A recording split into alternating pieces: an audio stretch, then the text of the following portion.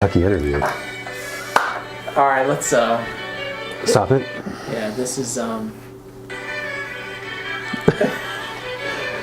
Sorry. Here we go. All right, brethren, welcome. So we're live. We're live right now.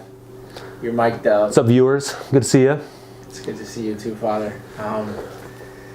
Please tell us your name. Well, you might not be able to tell, but I am a father. All right, Father Jeremy Freehill, and I've known Sam for a number of years, but I'm a priest up in Rock Island, Illinois. All right, Rock Island, a night in Rock Island. And I'm here, to settle a controversy, right? Is that right? You're here to settle a controversy. Controversy. Do be vigilant every time you hit your arm on there. It shakes the camera. Oh. So, anyways, we're here at the crib with the crib in the background. It's right. With Zeb. Zeb, actually, it's not a zebra. It's Zeb for Zebulun and Naphtali from the Bible. Nice. Anyways, Father, you are here. You're here to settle the dispute. score. Yeah. You claim that in your college days, you witnessed the man, the myth, the legend, the Christ clown. Well, in my case, I don't know if I would even say man, right? All right. So, the Christ clown is something real. All right. Probably shouldn't be real. All right. So that's probably why you don't see the Christ clown anymore. But when I did Koinonia, there was in fact a Christ clown that was a part of the retreat weekend. And do you want to know what it was like, or? Yeah, if you but I mean, really tell us. But I will go on record and say, Sam and Father Brownsy or Monsignor Brownsy are correct in saying that there was a Christ clown in the Koinonia retreats. It maybe still is. Okay, my friend, in some colleges. It's not at ISU, thankfully, anymore. Mm-hmm. Can I ask? Did you know that this clown was going to arrive on the scene? Did you know there was going to be a Christ clown? No, it was a complete surprise. It was a secret at the time. When was the first moment you realized that some sort of shenanigans like that were going to take place? Well, let me tell you. We were gathered into a gym. There's a gymnasium at the place we were at, and while we were sitting there in the gym, this music came on. You may know it from Beethoven.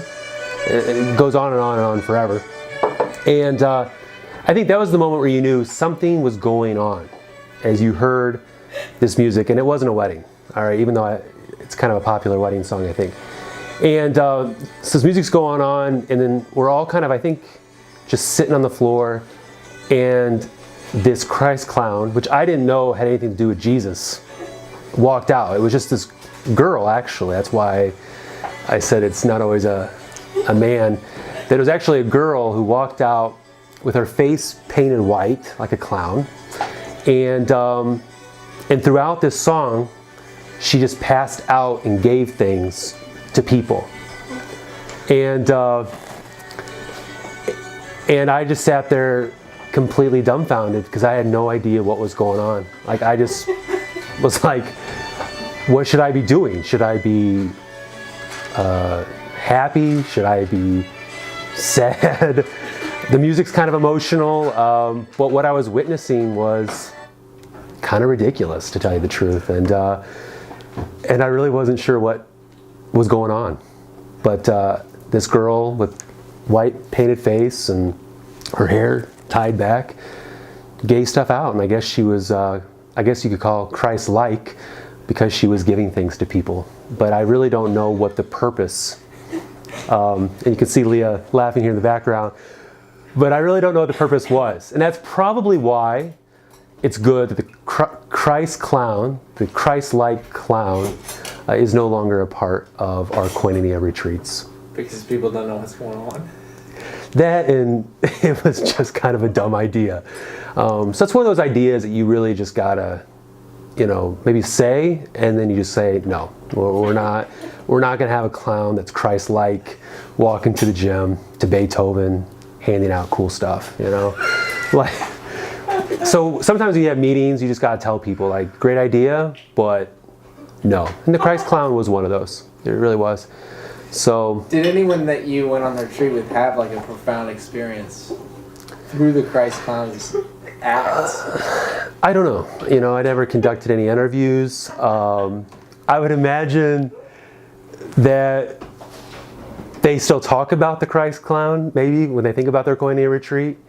But I would imagine they're probably like me and they're thinking, I really don't know what that was about. But, wow, we survived. You know? So, it was just really a bad idea. It really was. Okay, well, great. Thanks for the interview. At this juncture in time, I would love to maybe just get on record the story about you handing out papers, and that one fateful time when you actually had to seek refuge because you were being chased by something. Could you tell that story? It's my favorite one. What are you talking about?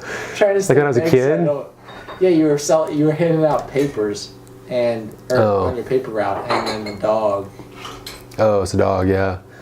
So, you know, Sam kind of has a thing for dogs, I guess, because that doesn't sound good. Because in Abingdon, you have to, where he's from, you have to be on guard against like these loose dogs. So you have to actually go on walks and carry a glass, just in case you have to take a dog out. So I think that's why his story appeals to him so much. But when I was younger, I had a paper route, and I was little. I think I was like 11 years old, 10. And these people had huge dogs in their house, but I specifically had to put the paper in behind, in their house. So I had to open up the screen door and put it in. But they had these huge dogs that always, once you open the door, run at you. Well, one particular day, because usually the actual door was shut too, but it was just the screen door. I opened it up, threw the paper in, and the dogs came running towards the door. And I was going to get on my little bike, and take off. Well, the dogs broke through the what do they call that? The screen door, and started chasing me. These huge, like, hunting dogs. So I had to run as fast as I could to the neighbor's house, and I just ran into her house. I didn't have time to ring a doorbell, but I just had to seek refuge and safety in that lady's house. And I'm really happy she did. And that was Christ-like, and she didn't have a painted face, but that was really Christ-like, and looking back. Yeah. So I guess there's kind of a connection too, maybe, between that story. But you'll definitely have to ask Sam about Abingdon and the dogs he had to kind of watch out for as well. But that was a good story, yeah. Yeah, grateful for your time. So thank you guys. Peace out. Deuces.